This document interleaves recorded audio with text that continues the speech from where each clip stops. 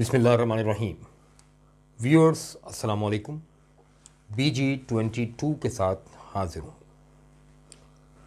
BG21 तक हमने future indefinite tense किया था। BG22 में हम फ्यूचर कंटिन्यूस टेंस पढ़ेंगे।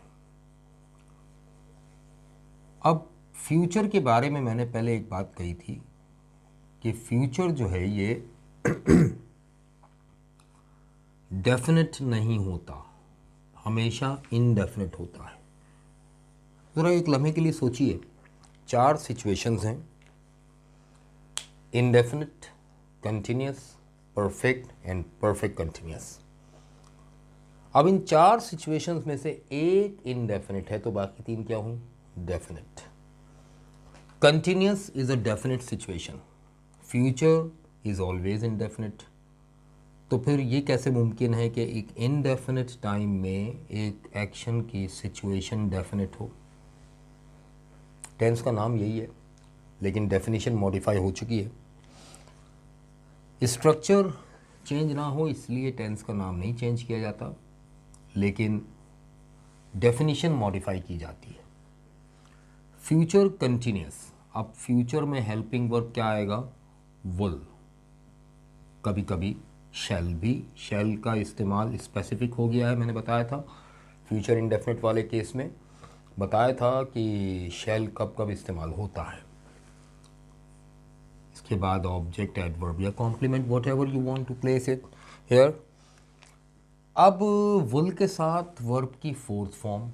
अब जो लोग कहते हैं स्ट्रक्चर, बाज़ लोग यूँ भी बताते हैं कि विल के साथ वर्ब की फर्स्ट फॉर्म प्लस आईएनजी है ना भाई, तो मैं उनसे ये कहूँगा फिर बीच में बी ना लगाएं, क्योंकि विल के साथ हमेशा फर्स्ट फॉर्म आती है तो फर्स्ट फॉर्म आ रही है भाई। इस फॉर्म को फर्स्ट फॉर्म प्लस आईएनजी कहना बहुत बड़ा ब्लंडर है, क्योंकि अब ये फर्स्ट फॉर्म नहीं रही, ये तो वर्ब की फोर्थ फॉर्म बन गई है। फर्स्ट फॉर्म तो इनडेफिनिट होती है, फोर्थ फॉर्म डेफिनेट है, ये कंटिन्यूस को शो करती है। फर्स्ट फॉर्म का नाम है इनफाइनाइट फॉर्म, फोर्थ फॉर्म का नाम है प्रेजेंट पार्टिसिपल फॉर्म। अंग्रेज़ ने इसका एक अलग नाम रखा है, एक अलग सिचुएशन के लिए मखसूस है, फिर भी हम इसे फर्स्ट फॉर्म प्लस आईएनजी कह रहे होते हैं। ये ब्लंडर है। आईएनजी फॉर्म कह लें चल जाएगा, लेकिन ये फर्स्ट फॉर्म प्लस आईएनजी कहने का मतलब आप अभी भी इसको इंडेफिनिट मान रहे हैं, ऐसा नहीं है। ये स्ट्रक्चर ही गलत हो जाएगा और बहुत बड़ा ब्लंडर हो जाएगा, ग्रामर का कॉन्सेप्ट इधर उधर हो जाएगा। इसको फोर्थ फॉर्म कहें। अब जब ये फोर्थ फॉर्म है और ये विल है, तो विल के साथ फोर्थ फॉर्म तो नहीं आती, हमेशा फर्स्ट फॉर्म आती है। तो मैंने मिसाल दी थी पहले भी, मैं दोबारा दे रहा हूँ। एक ऐसी सिचुएशन है, यहाँ पर आपके पास ये प्लग है, अब ये आपने इधर लगाना है, नामुमकिन है, इस हालत में तो मुमकिन नहीं है। दरमियान में कोई ऐसी चीज़ चाहिए आपको जो दोनों को आपस में लिंक कर दे। तो यूँ समझ लीजिए कि ये विल है और ये फोर्थ फॉर्म है, और ये आपस में कनेक्ट नहीं हो सकते जब तक यहाँ पर कुछ ना आए। तो यहाँ पर क्या आएगा? बी। बी ने क्या किया? बी ने इन दोनों को लिंक कर दिया। तो यहाँ मैं यूज़ करूँगा एक linking verb, that is be. अब देखें, टाइम को शो कर रहा है विल, सिचुएशन को शो कर रहा है प्रिंसिपल वर्ब की फोर्थ फॉर्म, एक्शन वर्ब की फोर्थ फॉर्म। बी कुछ नहीं कर रहा सिवाय इसके कि इन दोनों को आपस में लिंक कर सके, लिंकिंग वर्ब है। ठीक है, ये विल बी पूरा एक हेल्पिंग वर्ब नहीं है, ये ध्यान में, विल अलग हेल्पिंग वर्ब है, बी अलग। विल का नाम है प्राइमरी ऑक्सिलरी, बी का नाम है लिंकिंग वर्ब, फोर्थ फॉर्म का नाम है प्रिंसिपल वर्ब। ठीक है, ये बात मैं पहले भी समझा चुका था, मैंने रिपीट की है। अब देखिए, स्ट्रक्चर में मैंने विल लिख दिया है। अब एक जुमला सुने ज़रा। यहाँ टाइम लाइन नहीं बन सकती, उसकी वजह मैंने बताई थी। टाइम लाइन कैसे बनेगी? फ्यूचर तो वो टाइम है जो प्रैक्टिकली एग्जिस्ट नहीं करता, तो मैं कहाँ से टाइम लाइन बनाऊँ इसमें? जुमला देखिएगा, वो सो रहा होगा। अब मैं 3 डिफरेंट सिचुएशंस आपको सुनाऊंगा, आप मुझे बताइएगा कि क्या हो रहा है। देखिए, एक सिचुएशन ये है, स्टूडेंट ने टीचर से कहा, सर कल मैं गया था अहमद के घर। मैंने कहा अच्छा। काफ़ी देर तक बेल बजाई, दरवाज़ा खटखटाया, आवाज़ें भी दी, मगर कोई रिस्पॉन्स नहीं आया। मैं लौट आया। मैंने कहा अच्छा, ओ हो, वो सो रहा होगा, वो सो रहा होगा। जुमला यही है, बात हो रही है यस्टरडे की, कल की, गुजरे हुए कल की। दोबारा सिचुएशन देखिएगा। अरे भाई, इस वक्त किसे फ़ोन मिला रहे हो? अहमद को। इस वक्त अहमद नहीं मिलेगा। क्यों? वो सो रहा होगा, वो सो रहा होगा। बात, जुमला तो वही है, बात कब की हो रही है?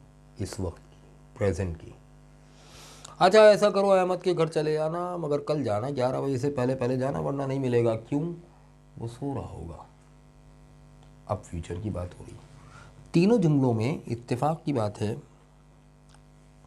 कि हम उर्दू का एक ही जुमला इस्तेमाल कर रहे हैं तीनों सिचुएशंस में। बेसिकली फ्यूचर कंटिन्यूस, फ्यूचरिटी के बजाय गैस, अंदाज़ा है। गैस फॉर प्रेजेंट या गैस अबाउट प्रेजेंट, यहाँ फॉर भी आ सकता है, अबाउट भी आ सकता है, doesn't matter. For past and also for future, तीनों के लिए गैस है। अब देखिए, मैं 3 जुमले बना रहा हूँ जिनमें तीनों में ये आएगा। मैं 3-4 जुमले बना रहा हूँ, समझिएगा। मैंने कहा भाई, ही विल बी स्लीपिंग। वो सो रहा होगा। बन गया जुमला, ही विल बी स्लीपिंग। लेकिन ये प्रेजेंट और पास्ट के लिए कैसे इस्तेमाल होगा? विल तो सिर्फ फ्यूचर के लिए इस्तेमाल होता है। You are right. अब अगर प्रेजेंट के लिए या पास्ट के लिए इस्तेमाल कर रहे हैं तो फिर हमें विल को अवॉइड करना पड़ेगा, और यहाँ से बात शुरू होगी मॉडल ऑक्सिलरीज की या मोडल ऑक्सिलरीज की। तो देखेंगे हम कि यहाँ पर मे या माइट इस्तेमाल होगा। पास्ट के लिए सिर्फ माइट, हाँ, फ्यूचर के लिए विल। ठीक है ना। अब जब मे और माइट यूज़ होगा तो स्ट्रक्चर ऑफ द सेंटेंस कहलाएगा फ्यूचर कंटिन्यूस, लेकिन अमूमन ये प्रोबेबिलिटी या पॉसिबिलिटी के मोड में इस्तेमाल किया जाता है। अब देखिएगा कैसे। मैं अगर यही जुमला यूं कहूं, he may be sleeping right now, इस वक्त वो सो रहा होगा। This is for present, may for present. अब माइट प्रेजेंट में भी आ रहा है, पास्ट में भी आ रहा है। तो देखिए फ़र्क क्या है। अगर मैं प्रेजेंट के लिए माइट इस्तेमाल करता हूं, ही might be sleeping right now, तो जुमले दोनों एक जैसे ही हैं, तर्जुमा भी एक जैसा है। ही might be sleeping right now, वो इस वक्त सो रहा होगा, लेकिन लहजे का फ़र्क हो जाएगा और मीनिंग्स का फ़र्क हो जाएगा। He may be sleeping right now, वो इस वक्त सो रहा होगा। इट इज़ 50-50, हो भी सकता है, नहीं भी हो सकता। ही might be sleeping right now, यहाँ मेरा लहजा कमज़ोर है क्योंकि मेरा गैस भी कमज़ोर है। इट इज़ लेस देन 50%, ठीक है ना, लेस देन 50% प्रॉबेबल। तो यहाँ यूँ समझ लीजिए कि मे 50% है और माइट फॉर प्रेजेंट जब इस्तेमाल होगा तो लेस देन 50% है, यानी आपका गैस वीक हो जाता है। पास्ट के लिए कैसे यूज़ होगा? एडवर्ब बता देगा। He might be sleeping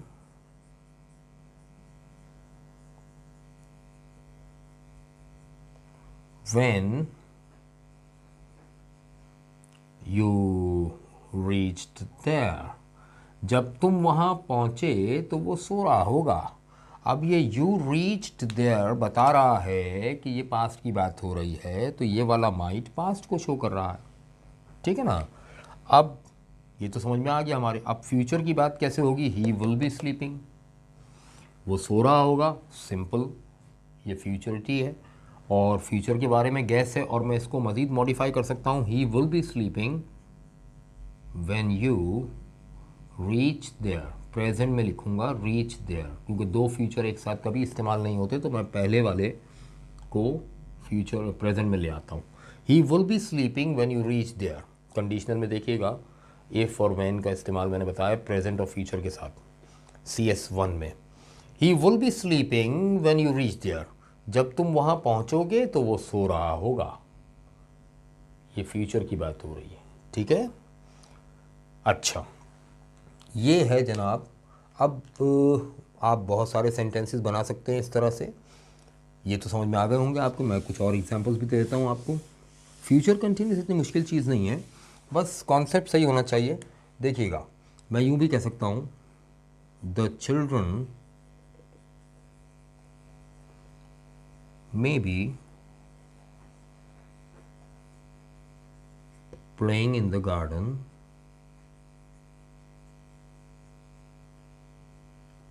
today, आज बच्चे बाग में खेल रहे होंगे। में इस्तेमाल हुआ है, 50-50 है फॉर प्रेजेंट।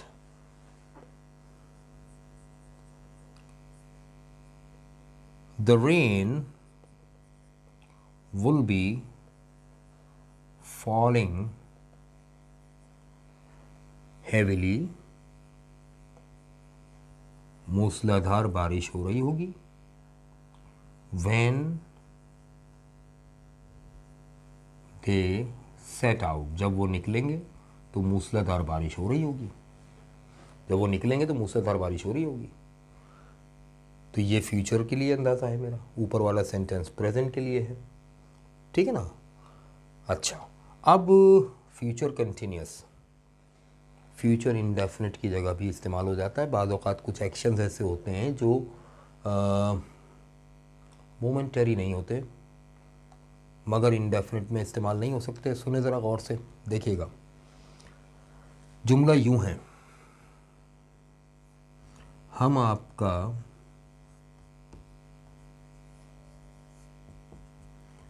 इंतज़ार करेंगे। जैसे आपने किसी को दावत दी, भाई आप हमारे घर तशरीफ़ लाइएगा दावत पर, और उन्होंने कहा कि हाँ हाँ ज़रूर आएंगे, तो हम क्या कहेंगे, हम आपका इंतज़ार करेंगे। अब सेंटेंस का स्ट्रक्चर देखने में उर्दू में तो लग रहा है कि फ्यूचर इंडेफिनिट है, तो वो जो उर्दू की पहचान लगाने वाले लोग हैं ना, चैम्पियन लोग, गागी के, रहा रही रहे, चुका चुकी चुके, उनसे बोलो ये बनाएं, तो वो बनाएंगे we will wait for you. ये हो जाएगा गलत, ये फ्यूचर इंडेफिनिट है ही नहीं। सही जुमला ट्रांसलेट होगा we will be waiting for you. सुनते भी होंगे आप अक्सर, we will be waiting for you, हम आपका इंतज़ार करेंगे, कर रहे होंगे नहीं, ठीक है ना। तो बाज़ एक्शंस ऐसे हैं जो मोमेंटरी नहीं होते, एक लम्हे के नहीं होते। जैसे वेट, इंतज़ार करना, ज़ाहिर है एक लम्हे का एक्शन नहीं है, एक दो लम्हे का एक्शन नहीं है, इट टेक्स टाइम। जब काफ़ी टाइम हो जाता है तो हम उस टाइम को इंतज़ार कहते हैं, एक दो मिनट को हम इंतज़ार नहीं कहते। तो जाहिर है कि इसके लिए फिर हम we will wait for you नहीं, क्योंकि ऐसा नहीं कि हम गए और हमने कुछ ऐसा किया जिसको इंतज़ार कहते हैं और फ़ौरन वापस आ गए। नहीं, इंतज़ार करने का मतलब है कई मिनट्स, कई घंटे, है ना।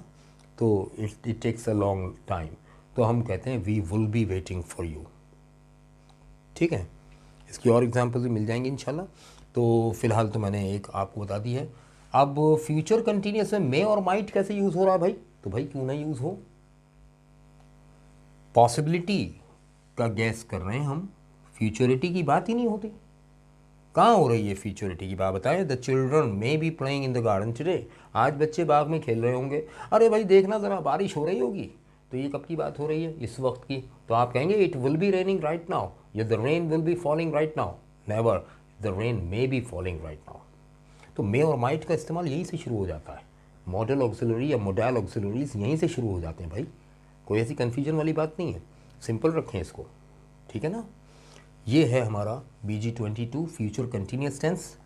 और अब इसके बाद फ्यूचर परफेक्ट टेंस की बात करेंगे इंशाल्लाह BG23 में।